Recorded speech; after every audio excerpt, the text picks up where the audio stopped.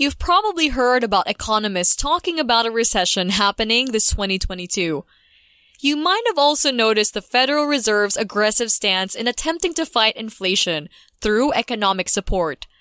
Of course, all of us are praying for a significant increase in inflation slowing down, unemployment rates getting significantly low, as well as no new virus variants emerging.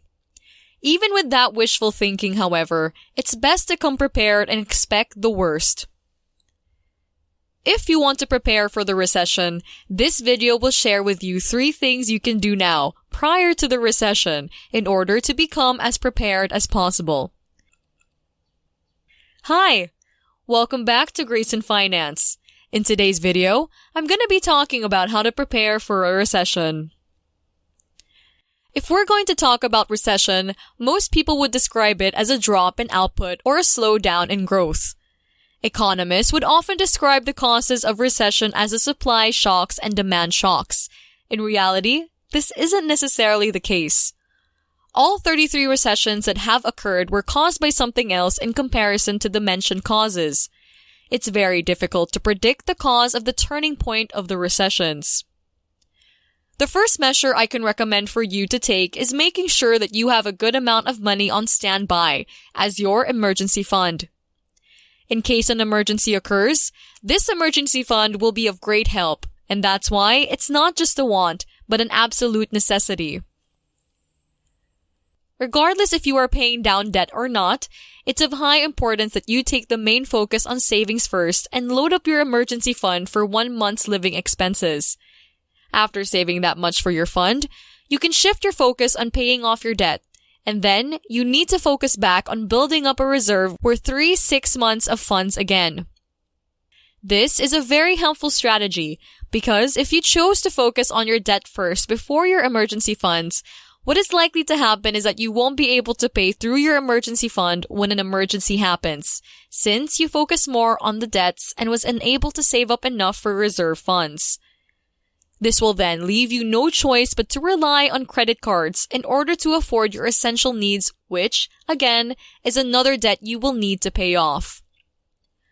One thing you need to remember is this fund shouldn't be allocated to investments or be in the form of crypto or stocks. Your emergency fund needs to be in the form of cash and nothing else. The best route you can take is to maintain a savings account balance with money enough to cover a year worth of living expenses. You've probably heard of the advice that your emergency fund should only be worth around 3 to 6 months of living expenses. However, a year worth is the most ideal safety net if we take into consideration the circumstances nowadays. This emergency fund is mandated from you unless you have a wealthy relative or acquaintance that can lend you money whenever you need it. Most people don't have anyone like that, and that's the more reason why emergency funds are a must. The perk of having an emergency fund ready is that you won't need to rely on your portfolio as your last resort, especially when investment values plummet. That's undeniably worth the sad amount of interest that you are receiving from interest in your savings account right now. The next action you should consider taking is saving an amount of money that isn't so much of a burden for you to allocate, and you won't necessarily need. Then, move it into a brokerage account that will be needed in case stocks go in the sale. It is rather expected of stock prices falling whenever a recession hits. While this is a bad time for people who are looking to liquidate or sell their investments, this, however, is a rather great time for people who are looking to add to an already existing portfolio. It's a good time to purchase quality stocks while paying for them at a much discounted price, and it probably could be a once-in-a-lifetime opportunity that you will be able to capitalize on as well. However, of course, you need to be careful about making changes that may potentially add more risk to your long-term financial stability based on some short-term economic events. There's a good chance that this will result in a loss. That is why it's never a good idea to do this.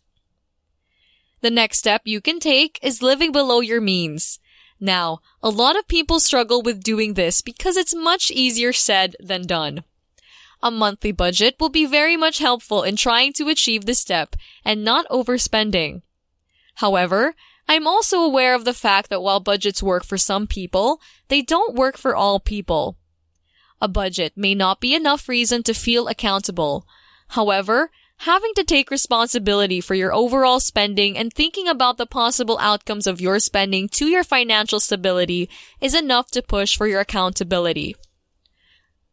Of course, there are purchases that you are needed to take, such as your living essentials. However, this is a good time to completely avoid spending money on things that you will be able to live without. You might have already realized that paying rent, car insurance, groceries, and utilities are all under your necessities. You've probably realized as well that dining out, vacations, cables, and so on are considered luxuries for you. That is why it's not necessarily important to spend some money on them. It is difficult attempting to predict the future when one of your most helpful guides is what happened in the past. Economy we all have is something that is changing so quickly and dramatically at that. There can be various sources that can potentially be a recession. Finding out the cause often has us finding all the wrong reasons, being on the wrong track. We've been mainly focusing and looking for the past causes of recessions that we've completely disregarded the most probable possibility that it can be because of a new cause, challenge, or even issue. There is no such thing as a bad time to reevaluate finances or to check in within yourself. If you are feeling worried about the possible circumstances that may happen, focus on putting an effort to have a stronger financial position. When you've successfully done this, it will surely make you able to sleep better at night without heavy worries. A recession is a big, scary thing to deal with, and it gets more frightening if you are unprepared to face it. We can't possibly predict what's in store for us in the future months to come. Considering the pandemic, things are much harder to predict with new variants popping up from here and there. Don't have yourself excessively worried about a recession. Help yourself by following the appropriate steps mentioned in this video. With that, you will be able to have yourself get through a recession. Even if stock value still holds their place firmly in contrast to our worries, nothing is bad with being prepared with an emergency fund, a diverse portfolio, as well as cash to buy discounted stocks with. Thanks so much for watching. I hope this video was helpful.